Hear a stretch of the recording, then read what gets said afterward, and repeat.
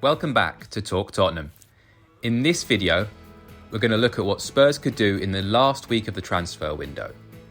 With 7 players in so far, although the most recent signing, Udogie, has gone straight back out on loan for the rest of the season, the signings have added badly needed depth to the squad. There have been some standout signings too in Paratici, Bissouma and Richarlison, who will expect to force their way into Conte's best 11 on a regular basis. The main task of late has been to try to shift out the players that are not in Conte's plans. Not including Udogie, 6 senior players have departed, either sold or loaned, including Bergwijn, Lo Celso and Ndombele. There are 2 more senior players in Winks and Reguilon that are on the transfer list and not training with the squad that will hopefully find new clubs before the window shuts. All of this has left Conte working with this squad. He has stated that he's much happier with the depth in the squad this season compared to last, and that when he brings a player into the team, there must not be a drop in level. He is happy with the number of players in the squad, and so he's informed the club that if these players leave, they must be replaced. From these players, the ones most likely to depart in the last week of the window are Bryan, Japhet Tanganga and Pape Matar. On Sarr, he's the least likely of the trio to leave. If the central midfielder does go, it will only be on loan to aid his development, because the club see him as a player with a massive future. Conte would be happy for him to stay as his 5th choice midfielder behind the 4 senior mids in Højbjerg, Bentancur, Bissouma and Skip, who are fighting for 2 spots in the 11. It will be interesting if he leaves on loan how Spurs replace him, as he is currently not even a second choice for any position.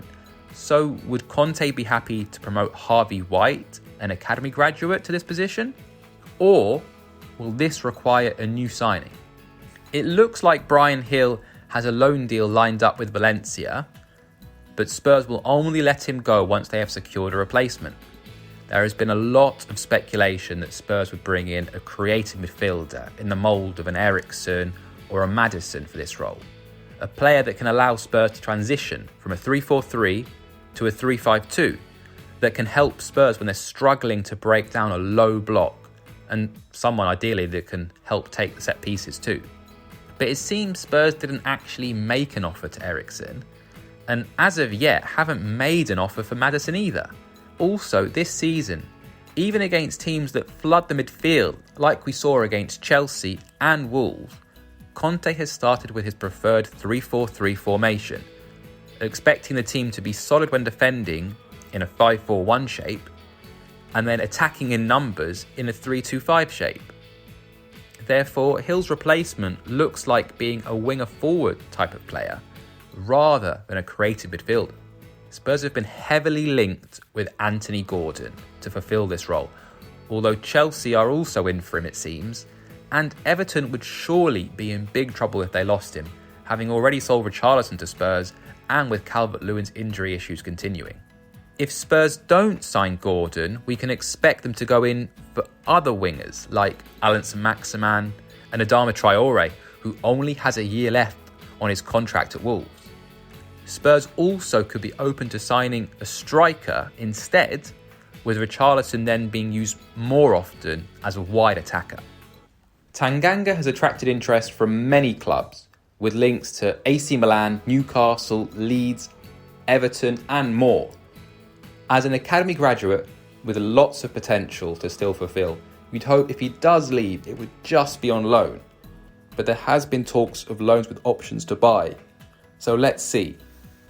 If he leaves, then again, Conte would need a new player to replace him.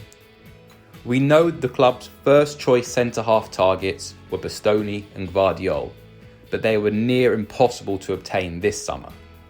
So it will be interesting to see the profile of player we go for. Will it be a younger player with potential in the mould of a Spence signing? Will it be a player that expects a challenge immediately to be in that first 11, like a Perisic signing? Or will it be a squad player, potentially on loan, like the Longley signing? There have been so many names linked, but one that I like the sound of, if we can't get an elite centre-back this window, is Chalobah from Chelsea. If Chelsea signed Fofana, as well as Koulibaly and Cucurella this window, and keeping Azpilicueta, it pushes Chalobah severely down the pecking order for Conte's friend Thomas Tuchel. Chalobah is quick, he's proven himself in the Premier League and is used to playing in a back three. Also, he would help Spurs fulfil their homegrown squad quotas too. The big stumbling block for this deal is that Chelsea and Spurs rarely do deals together. Although maybe with the new ownership at Chelsea, this will change. At least the managers don't negotiate the transfer deals, thankfully for Conte and Tuchel. Thanks for watching Talk Tottenham. Please like, subscribe and turn on those notifications for more upcoming content.